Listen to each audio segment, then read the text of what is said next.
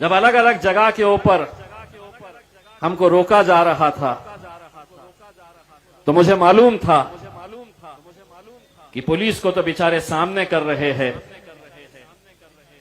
लेकिन इसके पीछे कौन लोग हैं जिनके अंदर ये डर और खौफ पैदा हो चुका है मजलिस की वजह से कि ये जो बैठे हैं ये तो हमारी जागीर थी, ये हमारे अलावा कहां जा सकते हैं। इनको डर दिखाओ कि अगर हमारे साथ नहीं आए तो भाजपा आ जाएगी, शिवसेना आ जाएगी, हम सेक्युलर है, हमको दो।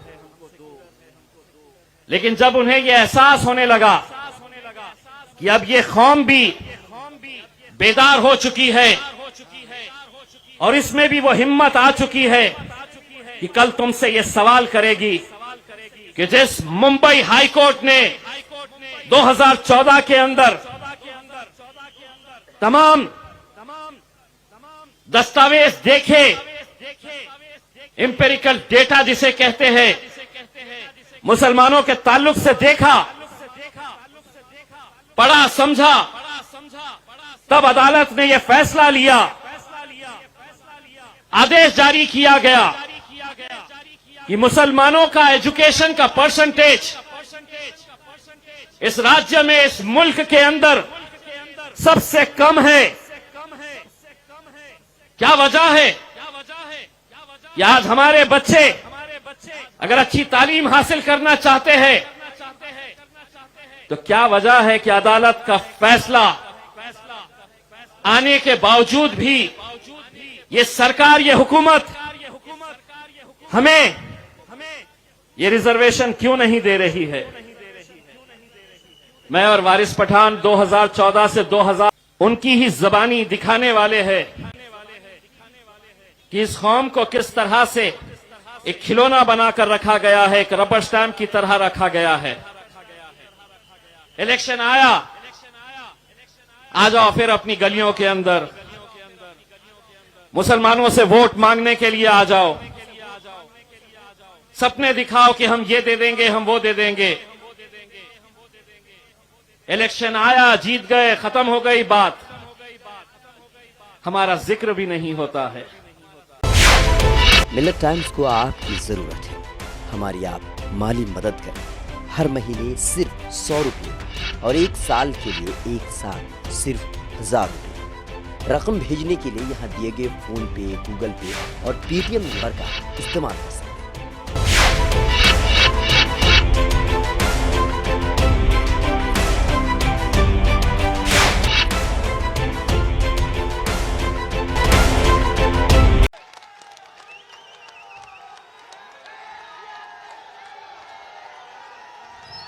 सैयद इम्तियाज जलील आगे बढ़ो, सैयद इम्तियाज जलील आगे बढ़ो, सैयद इम्तियाज जलील आगे बढ़ो। अस्सलाम वालेकुम व रहमतुल्लाहि व बरकातुहू।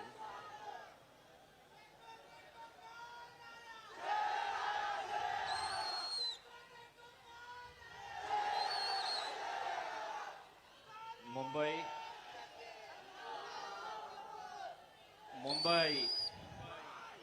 लो मैं आ गया।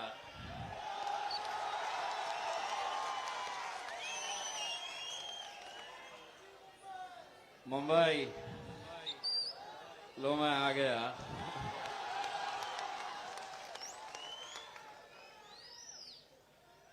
मेरे कायद जनाब बैरिस्टर असदुद्दीन अवैसी साहब,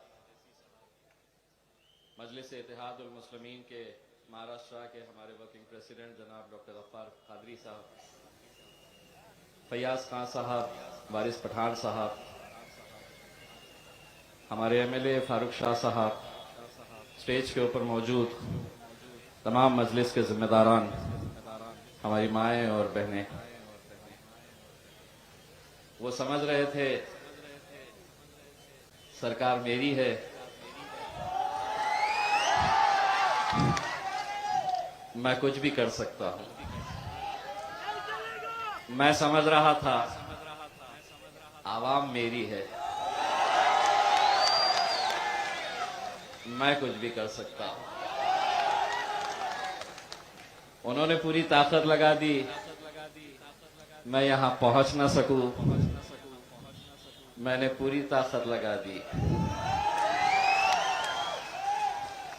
इसीलिए कह रहा हूं, मुंबई लो मैं आ गया। अभी ये तो बस एक हमारी आवाज पर ही छा गई इतनी बौखलाहट। ये तो सिर्फ एक गुर्राहट थी।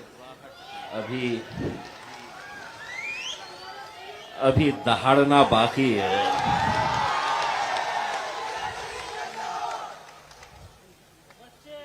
सुबह जब अल्हम्दुलिल्लाह हम औरंगाबाद से तकरीबन 250 गाड़ियों का काफिला लेकर निकले, तो हमारे ये जो चाहने वाले लोग खड़े हैं ना सामने, कौन पता है ना? तो ये सुबह 6 बजे पहुंच गए और बोले नहीं आने देते। आ गए और बोले मुश्किल है साहब, बहुत पुलिस है, आपको औरंगाबाद से निकलने ही नहीं देते। मैं अल्हम्दुलिल्लाह औरंगाबाद छोड़ दिया।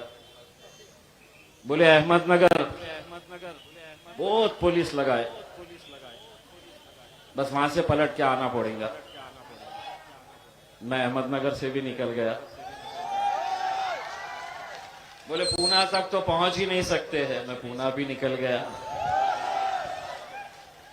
एक जगह पे रुकाए और मुझे कहे कि साहब अब इसके आगे नहीं जा सकते। मैं बोला साहब मैं इमीडिएट वापस जाता हूं, क्योंकि अगर आप मुझे सड़क से नहीं आने देना चाहते हैं, मैं अपने गाड़ियां रखूंगा और पूरे महाराष्ट्र की आवाम से कहूंगा कि ट्रेनों के ऊपर चढ़ जा, देखते हैं कौन कैसा रोकता है करके। वो अधिकारी ने बोला नहीं रुको साहब, किससे तो भी बात किया और बोला जाओ साहब। लेकिन मैंने आज इन 13 घंटों के सफर के अंदर एक बात का मुझे एहसास हुआ कि लोग यूं ही मजलिस को शेरों की जमात नहीं कहते हैं। कुछ तो है कि इतनी ताकत लगा दी गई। और मैं एक साफ शब्दों के अंदर यह कहना चाहता हूं, और मेरी बात रखने से पहले मैं महाराष्ट्र की और मुंबई पुलिस का तहे दिल से शुक्रिया अदा करना चाहता हूं। मुझे मालूम है कि जो रुकावटें पैदा की गई थी, इसमें पुलिस का कोई हाथ नहीं था। तकमीली तलबीना ताकत, सेहत और शिफा के लिए सुन्नत और तिब्बे नबवी का बेहतरीन नुस्खा। अभी ऑर्डर करें, कम पैसे में हमारे साथ पिज्जा शुरू करें। भारत भर से डिस्ट्रीब्यूटर बनने के लिए कॉल करें 8698242261। Takmili herbal health care, Malegaon, India. आप अपना फर्ज निभा रहे थे, मैं अपना काम कर रहा था, लेकिन कौन लोग थे जो इनके ऊपर दबाव डाल रहे थे कि इम्तियाज जलील और असदुद्दीन अवैसी साहब मुंबई तक नहीं आना चाहिए करके।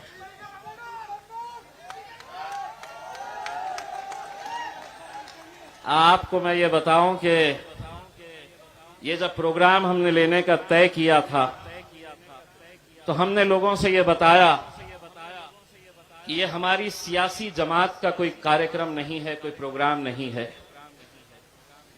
हमने तमाम कांग्रेस के, राष्ट्रवादी कांग्रेस के, समाजवादी पार्टी के, और अब तो शिवसेना भी मुसलमानों की बात करती है, उनके भी नेताओं को हमने कहा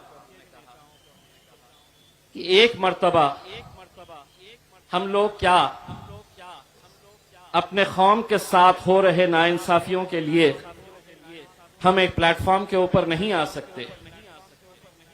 क्या हमें उन मराठा भाइयों से सीखना नहीं चाहिए कि जिन्होंने जब अपने रिजर्वेशन के लिए सड़कों के ऊपर आंदोलन किया तो शिवसेना का मराठा हो या भारतीय जनता पार्टी का हो या कांग्रेस का हो या एनसीपी का हो, ये पूरे के पूरे मैदान में उतरे तो अपनी सियासी जमात का मफलर पहनकर नहीं उतरे, वो मराठा बनकर वहां पर उतरे। लेकिन हमने जब यही पैगाम, यही इनविटेशन सभी हमारे राजनीतिक दलों के नेताओं को हमने दिया तो किसी ने भी साथ नहीं दिया। बहुत इज्जत के साथ हमने इन लोगों को न्योता दिया, इनविटेशन दिया, लेकिन बाद में पता चला कि ये इज्जत के लायक ही नहीं है।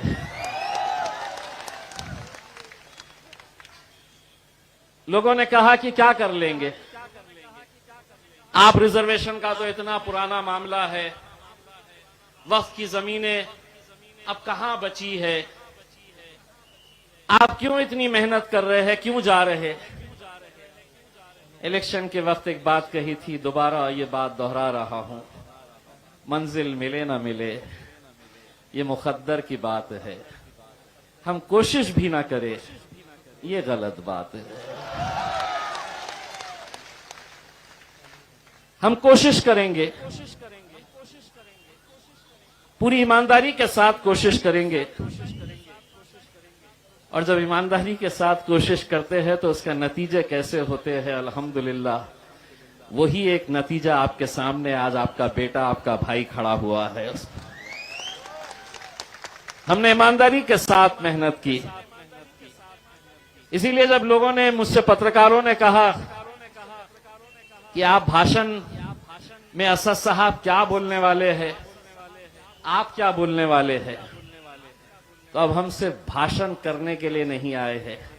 ये जो स्क्रीन लगाए हैं ना, 2 स्क्रीन लगाए हैं, इनको आज उधेड़ने भी वाले हैं, उस स्क्रीन के जरिए दिखाने वाले हैं कि किस तरह से इस कौम का खेल खेला जाता है। उनकी ही जबानी दिखाने वाले हैं कि इस कौम को किस तरह से एक खिलौना बनाकर रखा गया है, एक रबर स्टैंप की तरह रखा गया है।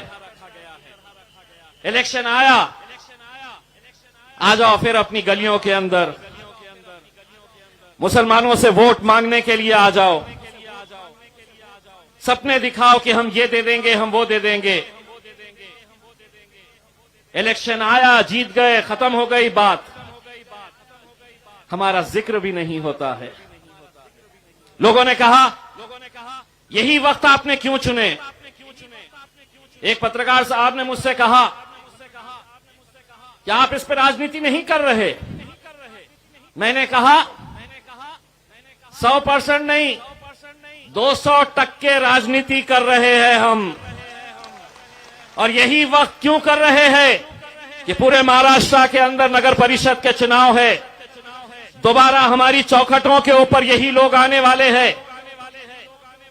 आज जो लोग औरंगाबाद से या पूरे महाराष्ट्र के कोने कोने से आए हैं, हमने किसी को गाड़ी नहीं दी, किसी की गाड़ी के अंदर पेट्रोल नहीं भरा, किसी को पैसा नहीं दिया, लेकिन उसके बावजूद भी इतनी तादाद के अंदर अगर नौजवान बुजुर्ग निकल कर आए तो कहीं ना कहीं उन्हें यह एहसास हो रहा था कि हम जिस मुद्दे को लेकर आगे बढ़ रहे हैं हमारे आने वाले मुस्तकबिल से यह ताल्लुक रखता है। कहां है वो 93,000 एकड़ जमीन महाराष्ट्र की, 93,000 एकड़ जमीन कहां है वो? किसने किसको बांटा है, किसने किसको बेचा है? अल्हम्दुलिल्लाह 8 महीने हो गए हैं महाराष्ट्र वक्फ बोर्ड का सदस्य हुए, मेंबर बने हुए। इन 8 महीनों के अंदर अल्हम्दुलिल्लाह 9 FIR रजिस्टर करवाया हूं मैंने पूरे महाराष्ट्र के अंदर। 9 FIR बड़े बड़े धन्ना सेठों के खिलाफ FIR। जो सोचते थे कि हमें कौन रोक सकता है, हम तो पैसों से सबको खरीद सकते हैं और खरीदे हैं। उनके अंदर डर नहीं था, खौफ नहीं था। वो सोचते थे कि हमारा कौन बाल बाका कर सकता है, हम तो पैसों से सबको खरीद सकते हैं। उन्हें क्या मालूम है कि बाजारों के अंदर कुत्ते के बच्चे बिकते हैं।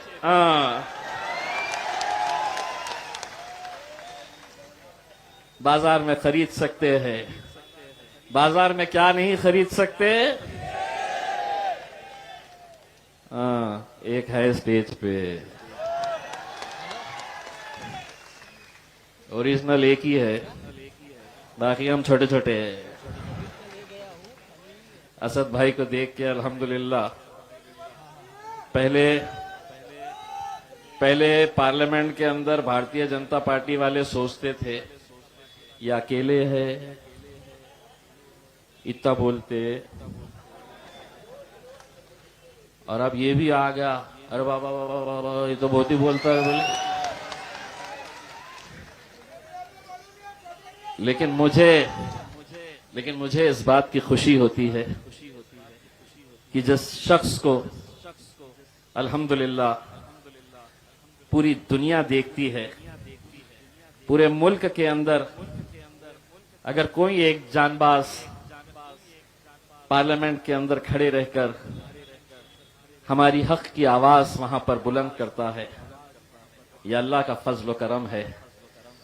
उसी मेरे कायद के बाजू जाकर बैठने का शर्फ मुझे हासिल हुआ है आप लोगों की दुआओं की वजह से। यह आप लोगों की दुआओं का नतीजा है कि अल्हम्दुलिल्लाह पार्लियामेंट के अंदर जब लोग कहते थे कि ये तो सिर्फ हैदराबाद की एक ही जमात है, हैदराबाद तक महदूद है, ये 1 के 2 नहीं होंगे, तो अल्हम्दुलिल्लाह 1 के 2 हो गए, 2 के 4 होंगे, 4 के 6 होंगे, 6 के 8 होंगे और 8 के 10 भी होंगे। बशर्ते हमें जिस नेक नियति के साथ, जिस एकजहीती के साथ काम करने की जरूरत है, अगर उस तरह अगर काम करे, मैं तो मुंबई के नौजवानों के अंदर जो जज्बा और जो जोश देखता हूं, कभी कभी असद साहब को ये दिल बोलना चाहता है कि असद साहब मुंबई मेरे हवाले कर दीजिएगा, देखिए मुंबई की कैसे काया पलट कर देता कर रहे। हमारे फयाज भाई भी काम कर रहे हैं, वारिस भाई भी काम कर रहे हैं, हमारे कॉरपोरेटर्स भी काम कर रहे हैं। लेकिन कहीं ना कहीं हमको आज ये देखना होगा कि हम सिर्फ ओहदा लेंगे। महाराष्ट्र के कोने कोने से हमने कहा था कि आपको आना है, कुछ लोगों ने बहाने बनाए। मैंने जब मीटिंग लिया तो एक ने कहा मैं 40 गाड़ी लेकर आ रहा हूं, आखिर में लाया 4। एक ने कहा 20 गाड़ियों का तो नंबर लिख लो साहब, लाया 3। घर को जाना पड़ेगा भैया, काम करोगे तो टिकोगे, नहीं करोगे तो आपको भी जाना पड़ेगा। और ये फैसले हमको अपने पार्टी के हक के अंदर लेने पड़ेंगे। जो काम करेगा वो मजलिस के अंदर आगे बढ़ेगा, जो नहीं करेगा उसको घर में जाना पड़ेगा।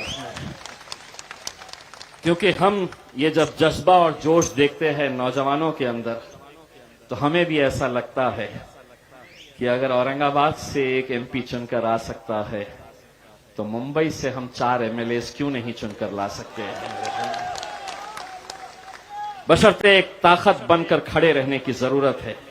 हमारे आपसी इख्तिलाफात को खत्म करने की जरूरत है, और अगर हम वो कर पाए तो मैं समझता हूं कि पूरे महाराष्ट्र के अंदर सबसे ज्यादा जरखेज जमीन कहीं पर है तो वो मुंबई के अंदर है, जहां पर हम बहुत अच्छे नतीजे लेकर आ सकते हैं।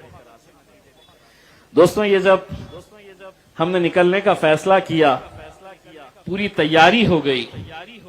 और हाँ, मैंने जिस तरह से हमारे पुलिस डिपार्टमेंट का शुक्रिया अदा किया, मैं ये समझता हूं कि आज का ये कार्यक्रम अगर यहां पर हो रहा है तो वो सिर्फ और सिर्फ हमारे महाराष्ट्र के working president doctor Gaffar Qadri sahab की मेहनतों की वजह से हो रहा है कि पिछले इतने दिनों से वो यहां पर आकर बैठे और बैठकर उन्होंने जो कुछ भी मुमकिन हो सकता था वो काम किया। वरना ये आलम है हमारा कि पुलिस ने कहा नहीं करना, नहीं करेंगे। ठीक है साहब, नहीं करेंगे। ये मजलिस में नहीं चलेगा।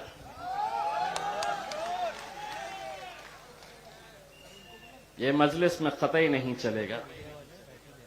इसीलिए जब अलग अलग जगह के ऊपर हमको रोका जा रहा था तो मुझे मालूम था कि पुलिस को तो बेचारे सामने कर रहे हैं,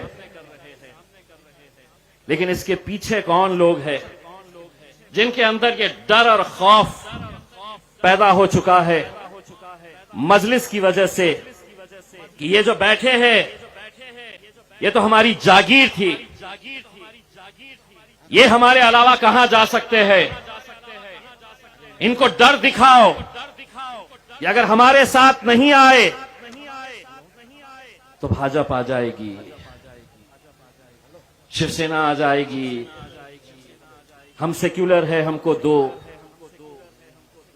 लेकिन जब उन्हें यह एहसास होने लगा कि अब ये कौम भी बेदार हो चुकी है और इसमें भी वो हिम्मत आ चुकी है कि कल तुमसे ये सवाल करेगी कि जिस मुंबई हाई कोर्ट ने 2014 के अंदर तमाम दस्तावेज देखे, एम्पिरिकल डेटा जिसे कहते हैं, मुसलमानों के ताल्लुक से देखा, पढ़ा, समझा, तब अदालत ने यह फैसला लिया, आदेश जारी किया गया कि मुसलमानों का एजुकेशन का परसेंटेज इस राज्य में, इस मुल्क के अंदर सबसे कम है। क्या वजह है कि आज हमारे बच्चे अगर अच्छी तालीम हासिल करना चाहते हैं तो क्या वजह है कि अदालत का फैसला आने के बावजूद भी ये सरकार, ये हुकूमत हमें ये रिजर्वेशन क्यों नहीं दे रही है। मैं और वारिस पठान 2014 से 2019 तक महाराष्ट्र की विधानसभा के अंदर एमएलए थे। उस वक्त कांग्रेस के मर्दाना कमजोरी और उससे मुत्तालिक तमाम परेशानियों के इलाज का मरकज सनशाइन हर्बल जड़ी बूटियों से तैयार करदा आयुर्वेदिक दवा। फोन करके अपने घर मंगवाएं। डिलीवरी के बाद ऑनलाइन और कैश दोनों तरह कर सकते हैं पेमेंट। राष्ट्रवादी कांग्रेस के, समाजवादी पार्टी के आमदार एमएलए खड़े रहते थे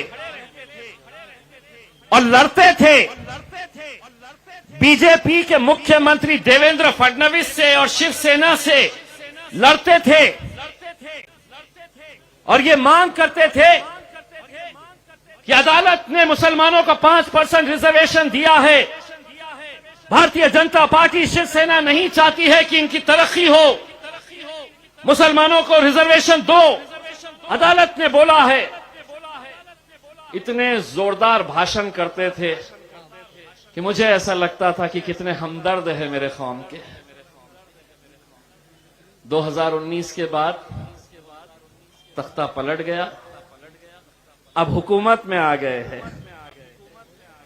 विरोध में जब थे तो उस भारतीय जनता पार्टी और उस शिवसेना से मांगते थे जिनका मुसलमानों से कोई लेना देना नहीं, जो नहीं चाहते कि इस मुल्क का मुसलमान तरक्की करे, तालीम हासिल करे। लेकिन आज सत्ता के अंदर अगर तुम बैठे हैं, महाराष्ट्र की विधानसभा के अंदर अगर तुम जाकर बैठे हैं, तो तुम्हें वहां पहुंचाने के अंदर यही हमारे गयूर मुसलमानों का हाथ है कि तुम वहां पर जाकर बैठे हैं। लेकिन सत्ता में आते ही तेवर बदल गए। 2 साल से कोई जिक्र नहीं। हमने इंतजार किया कि अब कुछ फैसला करेंगे, तब करेंगे, लेकिन नहीं। जब हमने ये ऐलान किया कि अब हम आएंगे तुमसे सवाल करने के लिए, तो क्या किए? पुलिस वालों को आगे कर दिए, बोले रुकाओ इनको, कैसा तो भी रुकाओ करके। तो मैंने उनको बोला सरकार हमसे डरती है, इसीलिए सरकार हमसे डरती है, इसीलिए पुलिस को आगे। लेकिन यकीन मानिए आप अपना काम कर रहे थे। हमें मालूम है कि कौन कौन लोग इसके अंदर खेल खेल रहे थे कि हम आना नहीं करके कैसी कैसी साजिशें रची जा रही थी। मैं वो तमाम नौजवान जो महाराष्ट्र के कोने कोने से आए, मैं उनका तहे दिल से शुक्रिया अदा करना चाहता हूं कि आज अगर हम यहां तक पहुंचे तो सिर्फ इसलिए कि मैं अकेला नहीं था। जब मुझे रोकते थे तो वो देखते थे कि मेरे पीछे अल्हम्दुलिल्लाह कितनी बड़ी तादाद और कितनी बड़ी ताकत खड़ी हुई है। हद तो ये हो गई कि वाशी के पास जब हम आए नवी मुंबई में, अगर कोई वरिष्ठ पुलिस अधिकारी यहां पर मौजूद है तो सुनिए साहब, हमने अपनी किसी भी गाड़ी के ऊपर हमने अपनी पार्टी का झंडा लगाकर नहीं लाए। हमने कोई हरा नीला पीला भगवा झंडा लगाकर नहीं आए। हमने हमारे इस मुल्क के तिरंगे को हमारे गाड़ियों के ऊपर लगाकर हमने तिरंगा रैली बोलकर लेकर आए। उस तिरंगे का जिसकी हम इज्जत करते हैं, जिसके ऊपर हमें गर्व है, फख्र है। लेकिन वाशी में हमारी जैसी ही गाड़ियां रोकी गई, इतनी पुलिस थी वहां पर, इतनी पुलिस थी कि मुझे ये शक होने लगा कि मैं खासदार हूं या कोई आतंकी हूं जो इसके लिए इतने सारे लोग मेहमान मेरे इंतजार में यहां पर खड़े हुए थे करके। लेकिन वहां पर कुछ पुलिस वालों ने हमको आदेशित किया और कहा कि हम आपको आगे जाने देंगे, आप अपने गाड़ियों से ये तिरंगा निकाल दीजिए। ये वाशी के एक वरिष्ठ पुलिस अधिकारी ने, मीडिया वाले भी वहां पर थे, उनके सामने हमें यह कहा गया कि आपको अगर मुंबई जाना है तो आप तिरंगा निकालिए, अपनी गाड़ी में रखिए और आप आगे जा सकते हैं। मैंने तिरंगा निकाला, गाड़ी से खुद नीचे उतरा और मैंने कहा कि गाड़ी तू रख, मैं पैदल जाऊंगा लेकिन तिरंगे को नहीं छोड़ूंगा। और जब मेरे पीछे मेरे नौजवानों ने अपने अपने हाथ में तिरंगा लेकर हम रोड पे चलने लगे, तब पुलिस वालों को एहसास हुआ कि कुछ गलत हो गया है। फिर बोले जाओ, आ गए मुंबई। बस यही हमारा था कि ये रुकावटें क्यों और किस वजह से की जा रही है। इलेक्शन आएगा, जब भी आएगा, जिस किसी को जिस जमात के अंदर जाना है, जिसका झंडा पकड़ना है, किसका मफलर पहनना है, यह आपका इख्तियार है।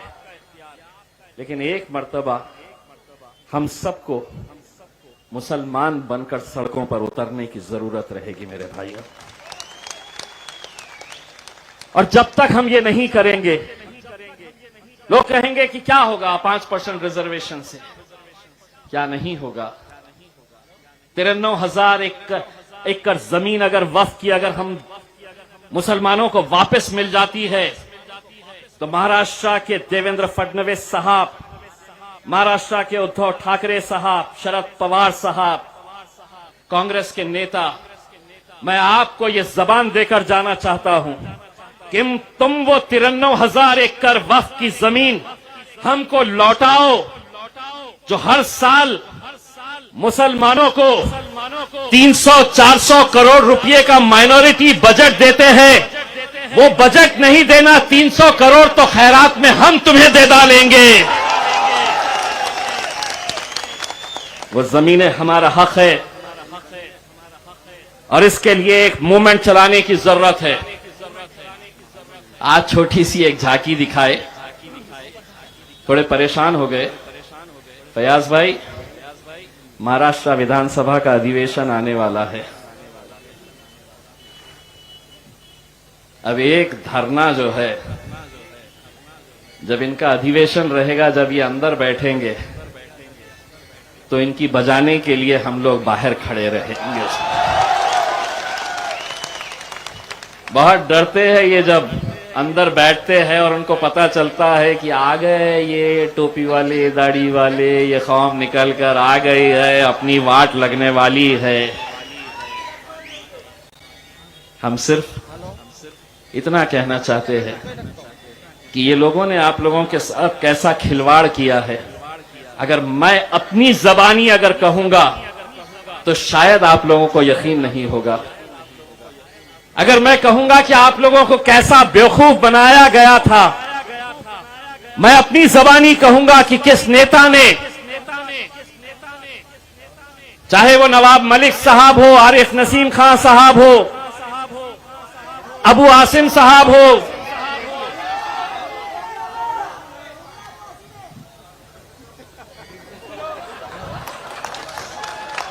सिर्फ असद भाई ने इजाजत देना,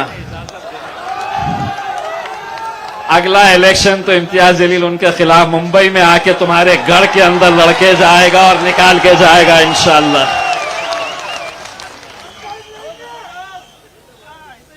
हमारी वजह से वहां गए और बोले कौन अवैसी। हम लेकर आ रहे हैं डिबेट का नया प्रोग्राम देश के साथ, जहां होगी हर अहम मुद्दे पर बात। कोई हंगामा नहीं, शोर शराबा नहीं, टीवी चैनलों की तरह लड़ाई झगड़ा नहीं और ना हाथापाई। देश के साथ में हम बात करेंगे मुल्क के बुनियादी इश्यूज़ पर, इंसानी हुकूक पर, आलम इस्लाम के मसाइल पर, अक़लियतों, दलितों और आदिवासियों के साथ होने वाले जुल्म पर और उन तमाम इश्यूज़ पर जिससे मेन स्ट्रीम मीडिया में जगह नहीं दी जाती है। पैनलिस्ट के तौर पर हमारे साथ जुड़ेंगे हिंदुस्तान और दूसरे मुल्कों के तज्ज़िया निगार, दानिशवरान, जर्नलिस्ट, कलमकार, वकला, उलमा, समाजी कारकुरान, सियासतदान और मुख्तलिफ उमूर के माहिरीन। संजीदा गुफ्तगू, बावकार अंदाज, पुरसुकून माहौल और सिर्फ मुद्दे पर बात। मिल्लत टाइम्स के प्रोग्राम की होगी यही ख़ास पहचान। मिल्लत टाइम्स के यूट्यूब, फेसबुक, ट्विटर और दूसरे प्लेटफॉर्म पर देखिए एक साथ लाइव, सोमवार से जुमा तक रात 8 बजे मेरे साथ यानी शम्स तबरेज़ कासमी के साथ।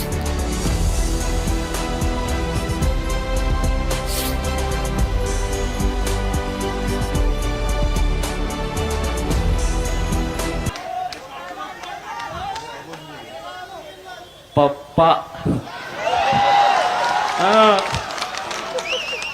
भूल गए। लेकिन मैं यहां जाने से पहले सरकार को यह बताना चाहता हूं कि ये मुद्दे, देखिए इस मुल्क के अंदर मुसलमान माइनॉरिटी के अंदर सबसे बड़ी मेजॉरिटी है। अगर ये मुल्क को तरक्की करना है तो मुसलमानों को पीछे छोड़कर ये मुल्क कभी तरक्की के रास्ते पर नहीं जा सकता है।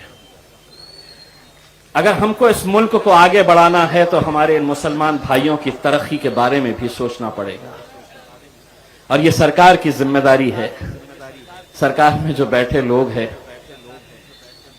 उनके जो करतूते हैं वो मैं आपको दिखाऊंगा, लेकिन सरकार हमसे कितनी डरती है इसका अंदाजा मुझे कल रात में हुआ कि कल रात में सरकार ने एक नोटिफिकेशन जारी किया और रात में 12 बजे वो नोटिफिकेशन मुझे भेजा गया।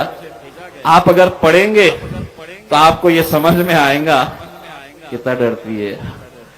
क्या लिखे है मालूम नोटिफिकेशन में? बोले मुंबई में ओमिक्रॉन है। तो इसीलिए ओमिक्रॉन की वजह से 11 तारीख यानी कि आज और 12 तारीख ये 2 दिन कोई भी धरना, कोई भी सभा, कोई भी सम्मेलन नहीं होगा 2 दिन के लिए। यानी कि 11 और 12 जब हम यहां पर है तो ओमिक्रॉन, हम जाते ही सब शुरू। अगर आप बोले होते असद भाई इजाजत दिए 13 तारीख के दिन फिर आ जाएंगे गाड़ियां लेके यहां पे, फिर तो रोक नहीं सकते हैं हमारे को। तो ये देखिए कैसी बौखलाहट है कि हमको रोकने के लिए एक ऐसा नोटिफिकेशन रात में 12 बजे निकाला गया कि ये 2 दिन के लिए है। तो हम कोई भी सभा को इजाजत नहीं दे रहे थे, लेकिन उसके बावजूद भी हम यहां पर आए। अल्हम्दुलिल्लाह, मैं आप लोगों का, तमाम लोगों का तहे दिल से शुक्रिया अदा करना चाहता हूं। और इससे पहले कि मैं बैरिस्टर असदुद्दीन अवैसी साहब को आपके सामने पेश करूं, मैं चाहता हूं कि आप लोग स्क्रीन के ऊपर नजर डालें और देखें। लगाओ रे, इनकी धुलाई करो जरा, लगाओ।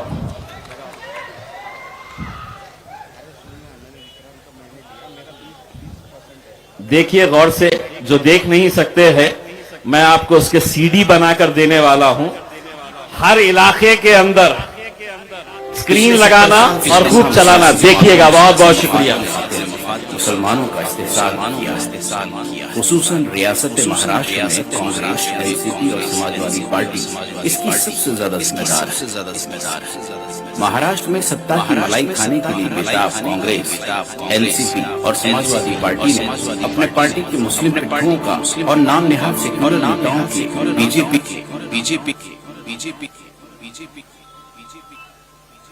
और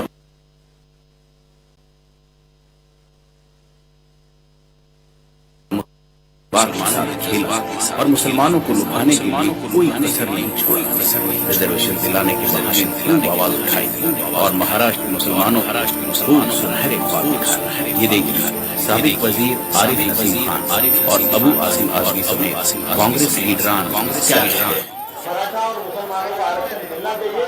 अगर ये सरकार हमको ये आरक्षण नहीं देती है तो सोशली इकोनॉमिकली बैकवर्ड मुस्लिम है, हम आने वाले अधिवेशन का को चलने नहीं देंगे।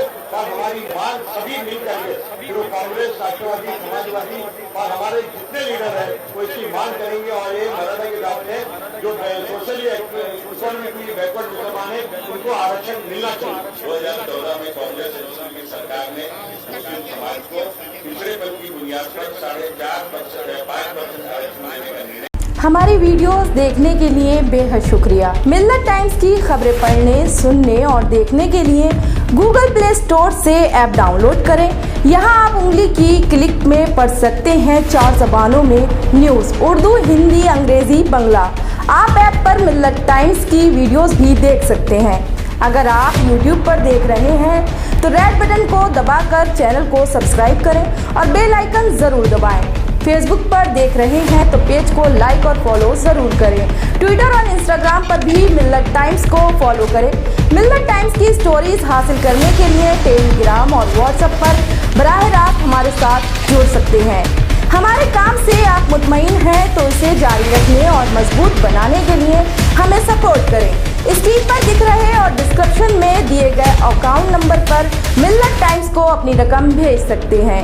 अगर आपके इलाके का कोई मामला है, आपकी मसाइल को मीडिया में जगह नहीं दी जा रही है तो हमें ईमेल करें या व्हाट्सएप पर मैसेज करें। हम उठाएंगे आपकी आवाज़। मिल्लत टाइम्स मतलब मजलूमों की आवाज़, नफरत के खिलाफ जंग, फर्जी खबरों से निजात। www.millattimes.com